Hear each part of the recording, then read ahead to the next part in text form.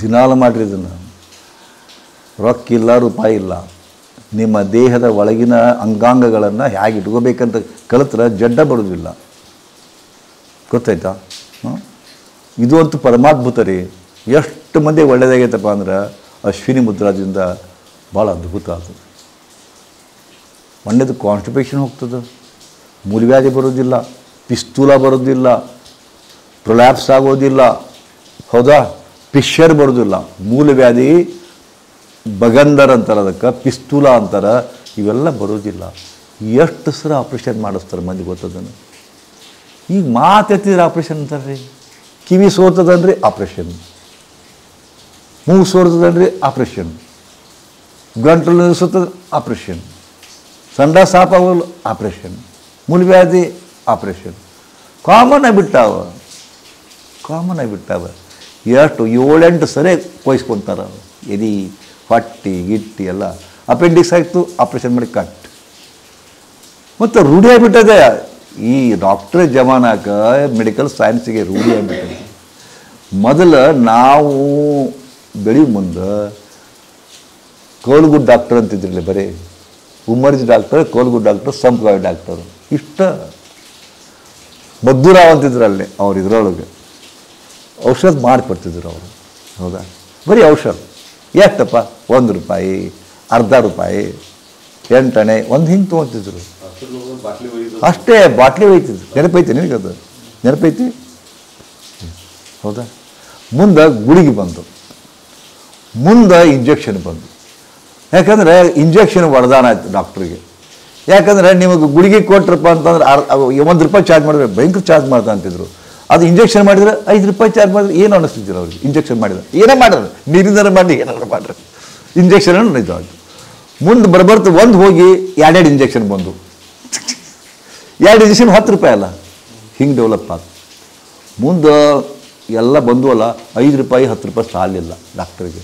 Doctor ತಪ್ಪೂ ಅಲ್ಲ. ಯಾಕಂದ್ರೆ ಇವತ್ತು ಒಂದು ಮೆಡಿಕಲ್ ಸೀಟ್ ಸಿಗಬೇಕಾಗಿ ಎಷ್ಟು ರೊಕ್ಕ ಕೊಡ್ತಾರೆ. ಹೌದಾ, ಅದನ್ನು ನೋಡ್ಕೋಬೇಕಲ್ಲ ನಾವು. ಬೈಯೋಂಗಿಲ್ಲ ಯಾರಿಗೂ, ವ್ಯವಸ್ಥೆನೇ ಹಂಗದ. ಈಗ ಏನಾಗೈತಿ, ಔಷಧ ಹೋತು, ಇಂಜೆಕ್ಷನ್ ಹೋತು, ಗುಳಿಗೆ ಹೋದು, ಬರೀ ಆಪ್ರೇಷನ್. ಇವರಿಗೆ ಮಾಡಿಸ್ಕೊಂಡು ರೂಢಾಗೈತಿ, ಅವ್ರಿಗೆ ಮಾಡಿ ರೂಢಾಗೈತಿ. ನ್ಯಾಚುರಲ್ ಡೆಲಿವರಿ ಮಾಡಿಸ್ಕೊಂಡ್ರಪ್ಪ ಅಂತಂದ್ರೆ 10,000 ಮಾಡಿರ್ಬೇಕಾರೆ ಅಗದಿ ಖುಷಿಲಿ ಕೊಟ್ಟು ಬರ್ತೀರಿ. ಆದರೆ 10,000 ಸಾಲೋದಿಲ್ಲ ಅವರಿಗೆ. ಹೀಗಾಗಿ ಅದು ನ್ಯಾಚುರಲ್ ಡೆಲಿವರಿ ಹಾಕಿದ್ದು ಸಹಿತ ಸಿಜೇರಿಯನ್ ಮಾಡ್ತಾರೆ. ಸಿಜೇರಿಯನ್ ಮಾಡಿದಾಗ ಏನು ಮಾಡ್ತೀರಿ ನೀವು? 55,000 ಚಾರ್ಜ್ ಮಾಡಿ ಸಹಿತ ಖುಷಿಲಿ ಕೊಟ್ಟು ಬರ್ತೀರಿ ನೀವು. ಹೆಂಗೈತೆ ನೋಡಿ. ಅದನ್ನು 10,000 ಮಾಡೋಲ್ಲ, 15,000 ಮಾಡಿದ್ರೆ ರೊಕ್ಕ ಹಿರಿತಾರೆ ಮಗ ಡಾಕ್ಟರ್ ಅಂತಾರೆ. ಅದಕ್ಕೆ ಅವ್ರಿಗೆ ಗೊತ್ತಾಗೈತಿ ಸಿಜೇರಿಯನ್ ಬೇಡ ಸುಮ್ಮನೆ, ಯಾಕಂದ್ರೆ ಇವ್ರ ಕಡೆ ಅನುಸರೋದು. ಅದಕ್ಕೆ ಪ್ರತಿಯೊಬ್ಬರು ಸಿಜೇರಿಯನ್. ಒಂದು ಸಿಜೇರಿಯನ್ ಮಾಡಿದ್ರೆ 55,000 ರೂಪಾಯಪ್ಪ. ಹೀಗಾಗಿ ಕೋಟಿಗಟ್ಟಲೆ ಗಳಿಸ್ತಾರೆ. ಇಂಥ ರೂಢಿ ಆಗಿಬಿಟ್ಟತ್ತೆ. ಮತ್ತು ನಿಮಗೆ ಏನೋ ಅನಿಸೋದು, ಇದು ಕಾಮನ್ ಆಗೈತ್ರಿ ಎಲ್ಲರಿಗೂ.